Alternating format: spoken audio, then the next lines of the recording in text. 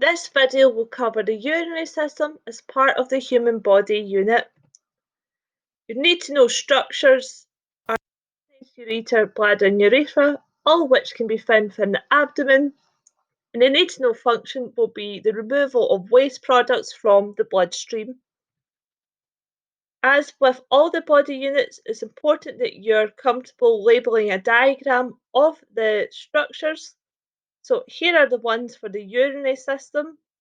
The kidneys, which is that pair of organs that are working together to filter the blood. The ureter, a tube that will take the urine produced by the kidneys to the bladder. Bladder, where the urine will be stored until it is full. And the urethra, another tube through which the urine will pass during the urination process. We'll mostly focus on the action of the kidneys. These perform some very key functions in terms of removal of waste products and excess products of metabolism formed during digestion. They also have an important role in homeostasis. That's that fine balance and control your body, make sure everything's in the right concentrations, not too much, not too little. In particular, it's controlling the composition of our blood, making sure that there's not too much water or too little, for example, as this can help to regulate our blood pressure. And also in aid of this is the removal and retention of water and solids, such as salts, that help in the right concentration, the right composition of blood, which in turn maintains the blood pressure. So in order to filter the blood, the kidneys will need a good supply of this blood, and this comes in the form of the renal artery, which is going to deliver unpurified blood to each of the kidneys, which will then pass through a series of smaller and smaller vessels until it exits via the renal vein, which will carry that purified blood eventually to the vena cava and away from the kidneys. If we were to zoom in on one of the kidneys to see this in action, you would find that there are millions of these functional units known as nephrons that are actually carrying out the filtration process. In particular, the structures of the glomerulus and the Bowman's capsule are essential for this function of filtering our blood. Start with the glomerulus. So it's a knot or bundle of blood vessels, blood capillaries. So since the blood is being delivered by the renal artery, it's entering into the glomerulus under a very high pressure, and this is absolutely key, essential to the function of the glomerulus and of the nephron. To help maintain the high blood pressure, the vessel that brings the blood into the glomerulus is actually wider than the blood vessel leaving it. This creates a bottleneck, thus increasing the pressure, which all helps to filter, apply that pressure, apply that force onto the blood, which means the smaller molecules are forced and squeezed out of the bloodstream and into the nephron.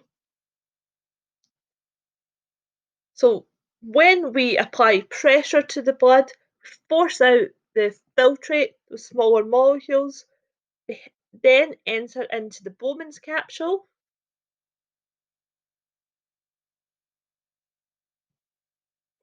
So this is the process of ultrafiltration. We are filtering the blood under a high pressure, we're squeezing and forcing out the filtrate from the blood plasma into the Bowman's capsule. So only small molecules will actually leave the bloodstream. So that'll be things such as water, the blood sugar glucose, as well as salts and urea. Urea being that toxic product produced during digestion. Larger molecules, on the other hand, they'll remain behind in the bloodstream. Your plasma proteins, your red blood cells, they'll always stay behind in the blood that's passing through the glomerulus. everything else, these smaller molecules, will pass out of the bloodstream into the Bowman's capsule and thus have been filtered from the blood. The next part of the process is to decide which needs to be returned to the bloodstream and what is going to be eliminated as waste. So the filtrate will move through another series of tubes, and there some of the substances can be returned to the bloodstream. Things that are returned will be all of the glucose, some of those salts, and a large amount of the water that was initially filtered. But 99% of the water originally present will be reabsorbed or returned to the bloodstream. This reabsorption is taking place in that series of tubes: the proximal convoluted tube, the loop of Henle, and the distal convoluted tube. So these are the structures, the parts of the nephron where substances are being returned to the bloodstream: the vitamins, the glucose, the salts, and the water. And this is happening at a continual rate. So about 300 times a day, your blood will be filtered and pass through the nephron.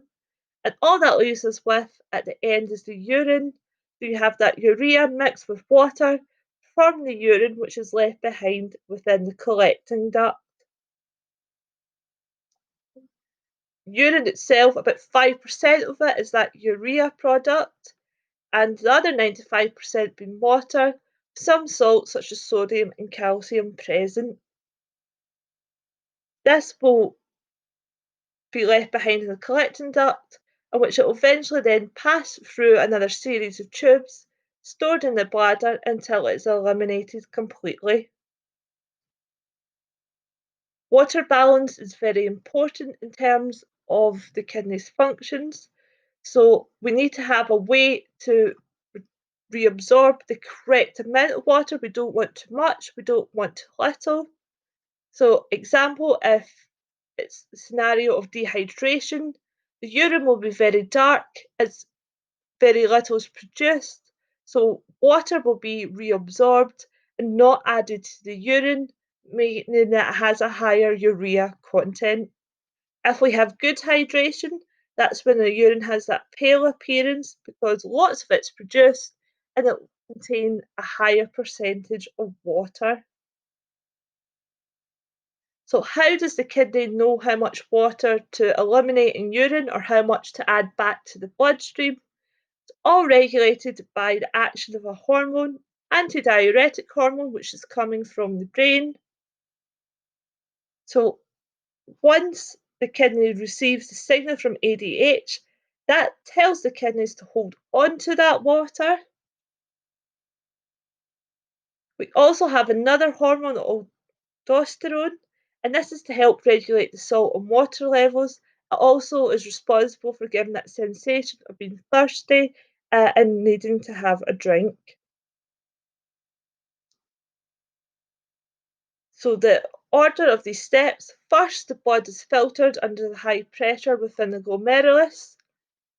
Filtrate will continue through the tubule systems of the nephron, where essential products are returned or reabsorbed into the bloodstream, and the waste products left behind will be excreted through the body during urination.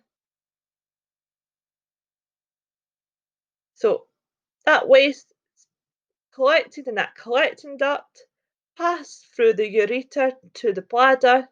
This is where it's stored till eventually it's emptied out through the urethra.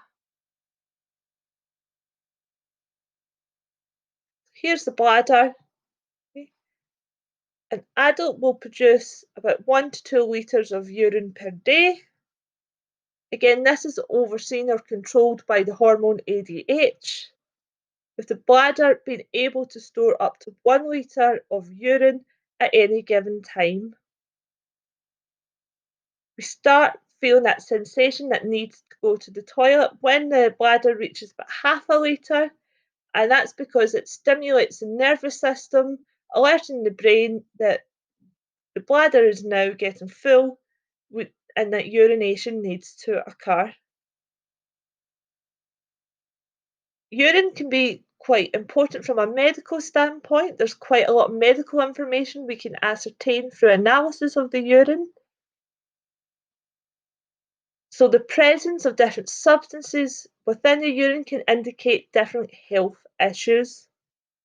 So glucose we know should be completely reabsorbed when the kidneys are filtering efficiently. If glucose is present in the urine, that is always an indication of diabetes, as glucose should not be present in the healthy individual. If protein is present within the urine, that can indicate high blood pressure, as more proteins are being filtered out of the bloodstream and are not being reabsorbed. Blood within the urine is a good indication that there's an infection. If acid levels are too high, that can indicate metabolic problems, so issues in making use of the nutrients created during the digestion process. In the presence of kidney stones, which are very painful, can indicate problems with calcium regulation. So if calcium levels build up to too high a level, they can form these kidney stones, which obviously indicates a health problem. Urinary tract infections, like I said, could be indicated by the presence of blood in the urine. They're a fairly common occurrence. So it could be down to bacteria from the bowel affecting the urethra. So this can cause a lot of pain and inflammation of the bladder. Treatment there, as it's bacterial, is with antibiotics. And you find that it's more common to occur in women than it is in males.